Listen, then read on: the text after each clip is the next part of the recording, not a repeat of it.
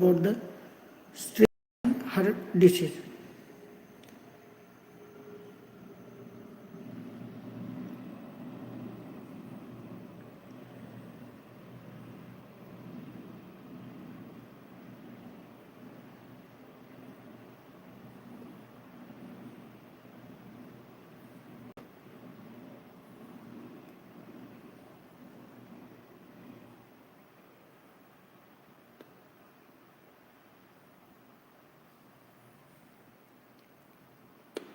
Emotional stage is affected by them. When someone says my heart,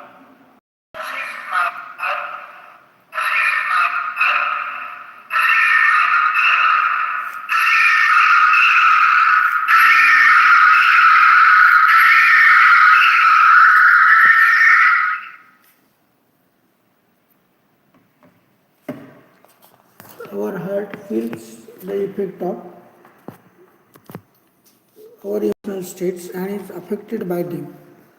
When someone says my heart feels heavy or my heart feels light or I miss a beat of my heart, it is not merely verbal expression. Modern medical science is discovering that it actually can do be so. A person's attitude towards life and his emotions are linked with the state of health of his heart. It has been reported in the one of the studies abroad that emotional strain precedes 91% of the heart attack in people between the age of 25 and 14. Those who are given to anxieties and are ambitious and competitive and who push forward in spite of odds and obstructions are more liable to have coronary heart disease and heart attack. Hurrying through work constantly is detrimental to the health of the heart. A comparative study was conducted on 575 male twins born in Ireland who lived for 20 years there and later on one of the twins shifted to Boston,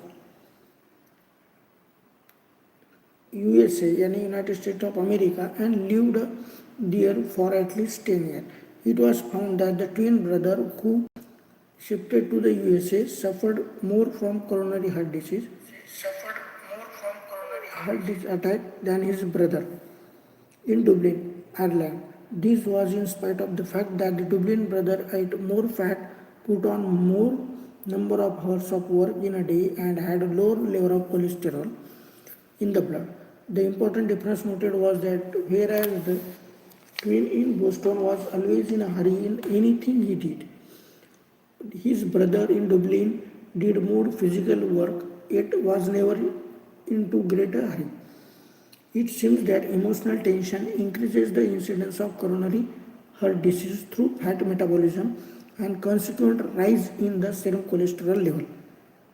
Some clinical and laboratory data are available to explain the higher incidence of coronary artery disease among those who undergo greater emotional tension. According to Dr. Friedman and his colleague, in 1958 study, a rise in serum cholesterol level was observed in accountants during the season of their peak activity and in medical students during the stress of examination period and during stressful interviews, in all of which the possible role of diet and exercise was excluded. The mental issue is the major problem.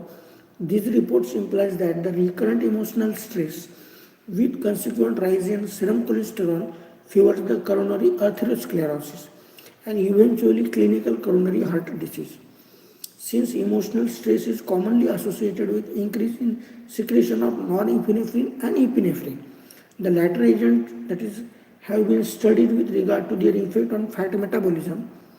Experimental studies in dogs indicate that epinephrine mobilizes fat from its depots and causes an early rise in fatty acids and a delayed rise in cholesterol.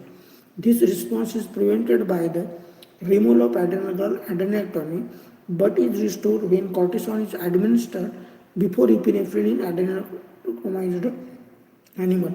This indicate that the both adrenal hormones and epinephrine are concerned in fat mobilization and suggest a mechanism whereby emotional stress may raise blood fat and presumably contribute to coronary atherosclerosis.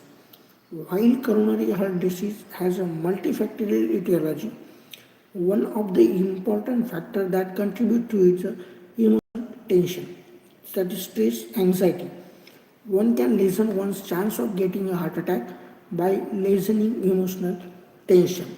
First strategy is to slow down. The first essential is to slow down deliberately.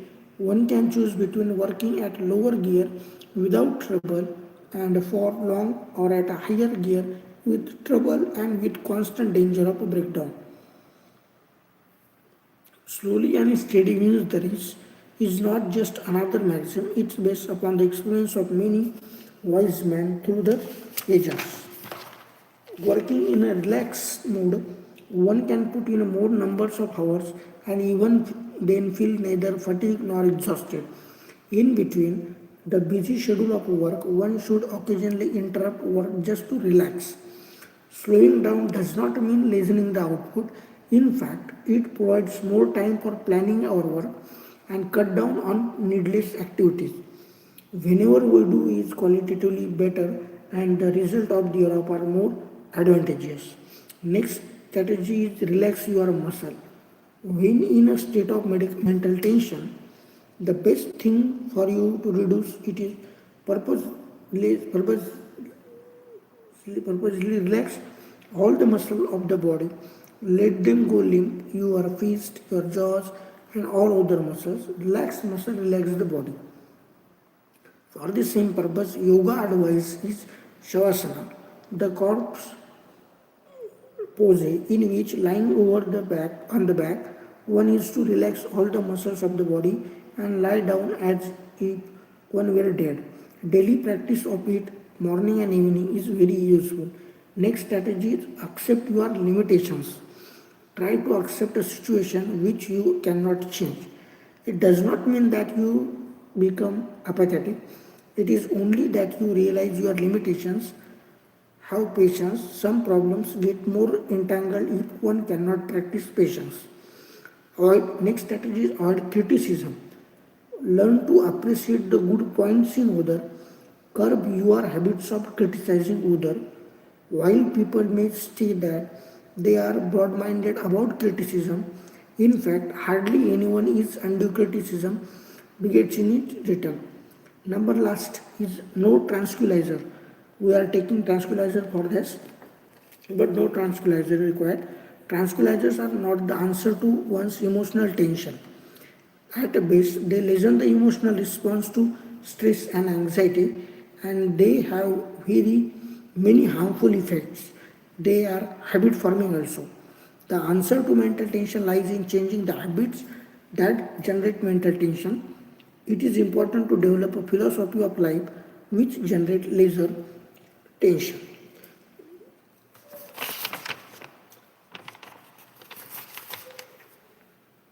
Thank you.